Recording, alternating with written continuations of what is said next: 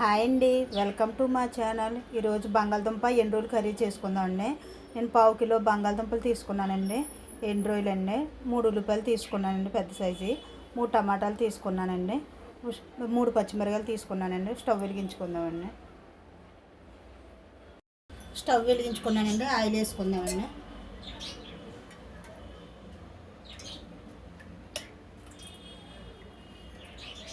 నాలుగు స్పూన్లు ఆయిల్ వేసుకున్నానండి. నూనె కాగిన కంటే 1/2 స్పూన్ జీలకర్ర వేసుకుంటున్నానండి.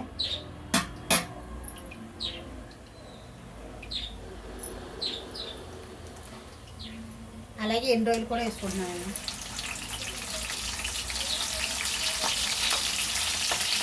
ఒకసారి కలుపుకుందామండి.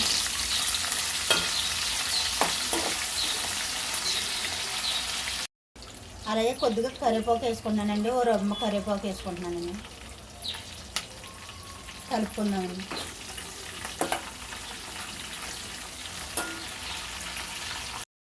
అలాగే ఎండు రొయ్యలు ఫ్రై అయిపోయి కదండి. ఇప్పుడు ఉల్లిపాయలు పచ్చిమిరపకాయలు వేసుకుందామండి.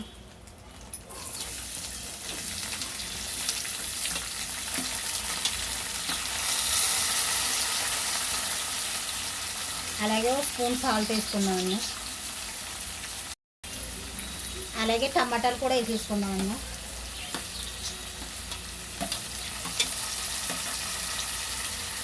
ఒకసారి కలుపుకుందామండి.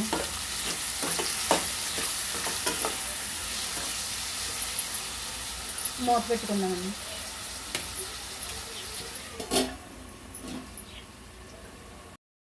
ఒకసారి మూత తీసి కలుపుకుందామండి.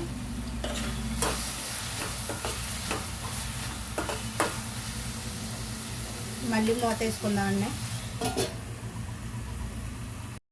మూత తీసుకుందామండి. ఉల్లిపాయ టమాటా మగ్గిపోయింది కదండి. బంగాళదుంప వేసుకుందామండి.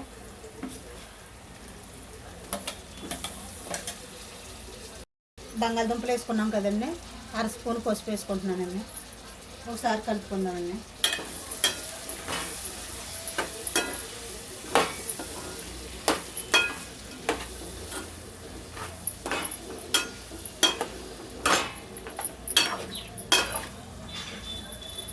కలుపుకున్నాం కదండి. మూత పెట్టుకుందాం.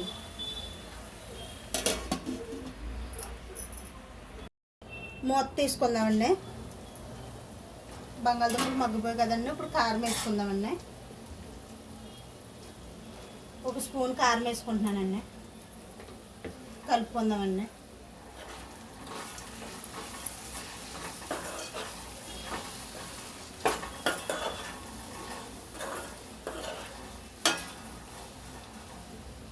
మూత పెట్టుకుందామండి. ఒక 2 నిమిషాలు మూత తీసుకుందామండి. ఒకసారి కలుపుకుందామండి. వాటర్ వేసుకుంటున్నానండి.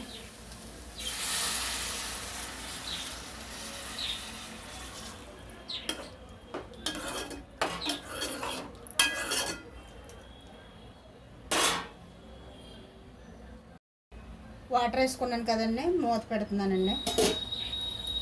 ఈ గ్లాస్ తోటి వేసుకున్నానండి. ఒక గ్లాసు నుండి కొద్దిగా వేసుకున్నానండి. ఇప్పుడు మూత తీసుకుందామండి. కూర అయితే అయిపోయిందండి. బంగాళదుంప ఎండు రొయ్యల కర్రీ అయిపోయిందండి. స్టవ్ అయితే ఆపేసుకుందామండి. ఫ్రెండ్స్, ఈ వీడియో నచ్చినైతే లైక్ అండ్ సబ్స్క్రైబ్ చేసిల్లండి. కామెంట్లో ఇట్టండి నెక్స్ట్ వీడియోలో ఏమి ఇట్టాలో. Bye, thank you.